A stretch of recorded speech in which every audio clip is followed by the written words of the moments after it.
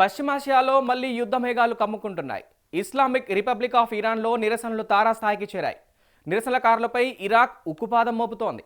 ఇప్పటి వరకు ఆందోళనకారులకు బాసటగా ప్రకటనలు ఇచ్చిన అమెరికా ఏకంగా పశ్చిమాసియా వైపు బలగాలు తరలిస్తోంది. దీంతో ఏ క్షణంలో ఏం జరుగుతుందో తెలియని పరిస్థితి నెలకొంది.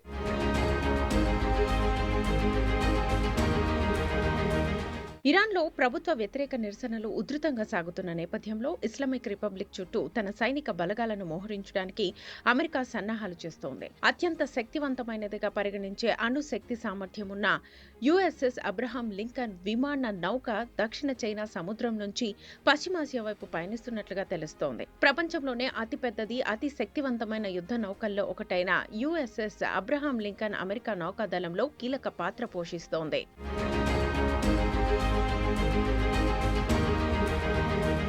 ఇరాన్ గగనతలం మూతపడ్డ సరిగ్గా గంట తర్వాత ట్రంప్ ప్రభుత్వం ఈ నిర్ణయం తీసుకున్నట్లుగా అమెరికా న్యూస్ వెబ్సైట్ నేషన్ వార్తా కథనం పేర్కొంది. చైనా సైనిక కార్యకలాపాలను పర్యవేక్షించేందుకు దక్షిణ చైనా సముద్రంలో మోహరించిన యుఎస్ఎస్ అబ్రహాం లింకన్ అక్కడి నుంచి పశ్చిమాసియా వైపు బయలుదేరినట్లుగా పత్రికా కథనం పేర్కొంది. అది పశ్చిమాసియాను చేరుకోవడానికి దాదాపు వారం రోజులు పడుతుంది. అయితే అమెరికా అధికారులు మాత్రం ఈ సమాచారాన్ని ఇప్పటి వరకు ధృవీకరించలేదు. కాగా వెనుజులాపై సైనిక దాడి జరపడానికి ముందు అమెరికా ఇదే రకమైన ఎంచుకుంది. యుఎస్ఎస్ అబ్రహాం లింకన్ దక్షిణ చైనా సముద్రం నుంచి సెంట్రల్ కమాండ్ ప్రాంతంలోకి పయనమైనట్లుగా సంబంధిత వర్గాలను ఉటంకిస్తూ అమెరికా మీడియాలో వార్తలు వస్తున్నాయి.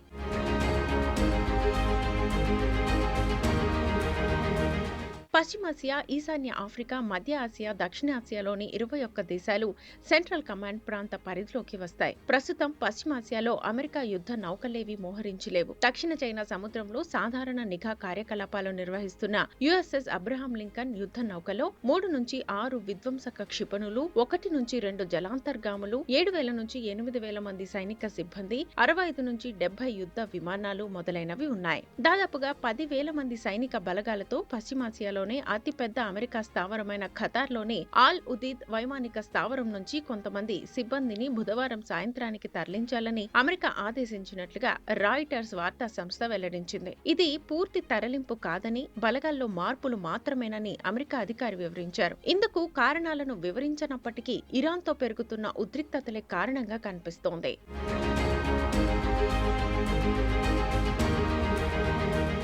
అంత దూరం నుంచి యుద్ధ నౌకను అమెరికాకు తీసుకురావడం కేవలం చిన్న దాడికి మాత్రం కాదని, భారీ దాడికే అమెరికా సన్నాహాలు చేస్తున్నట్లుగా కనపడుతోందని నిపుణులు వ్యాఖ్యానించారు. ఇండో పసిఫిక్ నుంచి భారీ యుద్ధ నౌకను అమెరికా తరలిస్తుందంటే ఎక్కువ కాలం పశ్చిమాసియా ప్రాంతంలోనే మకాం వేసి నిరవధికంగా కార్యకలాపాలు కొనసాగించాలని అమెరికా ప్రణాళికలు రూపొందిస్తున్నట్లుగా రాజకీయ విశ్లేషకులు చర్చిస్తున్నారు.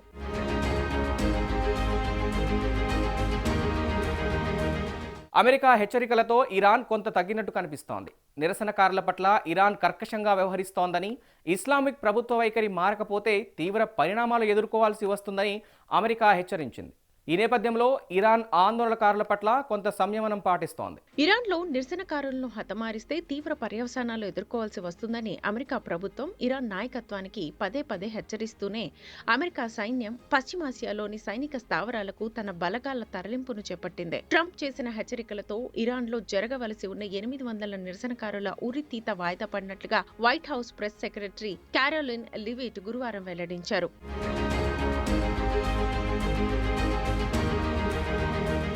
మరోవైపు అమెరికా అధ్యక్షుడు డొనాల్డ్ ట్రంప్ కు ఇరాన్ సూటిగా హెచ్చరిక జారీ చేసింది. ఇరాన్ నాయకత్వంపై సైనిక దాడి చేస్తామని ట్రంప్ తాజాగా హెచ్చరించిన నేపథ్యంలో ఇరాన్ కూడా అంతే ధీటుగా అమెరికా అధ్యక్షుడికి వార్నింగ్ ఇచ్చింది.